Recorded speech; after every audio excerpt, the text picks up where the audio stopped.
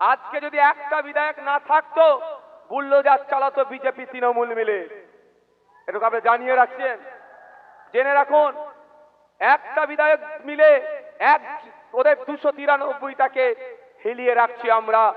জানিয়ে দিতে চাই, আমি যেদিনকে গিয়েছিলাম তার এক সপ্তাহের মধ্যে আমির শেখ কিন্তু বাড়িতে ফিরে এসেছিল। এটা ভাঙড়ের বিধায়কের ক্রেডিট, ভাঙড়ের মানুষের ক্রেডিট। তাই যত রকম অনাচার অন্যায় যদি বন্ধ করতে চান, যেখানে আইন তৈরি হচ্ছে সেখানে আপনার লক্ষ্যে পাঠান। আপনি চাইছেন আম খাবো, জাম গাছ লাগালে কোনদিন আপনার আমের আশা করাটা ভুল হবে।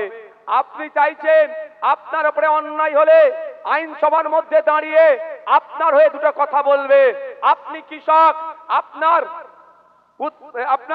উৎপাদিত ফসলের সঠিক দাম পাচ্ছেন না, সঠিক দামের ব্যবস্থা করার জন্য কে বলবে?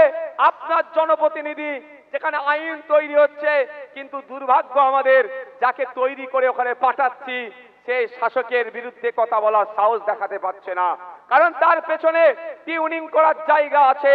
আর বসিরহাট থেকে যদি আমাদের মুসাকে আপনারা জিতিয়ে বিধানসভার মধ্যে পাঠান, বিধানসভার মধ্যে গিয়ে মুসা এই বসিরহাট উত্তর বিধানসভার মানুষের চাওয়া পাওয়া অভাব অভিযোগগুলো যেগুলো যেগুলো প্রয়োজন আছে সেইগুলো নিয়ে সোচ্চার হবে।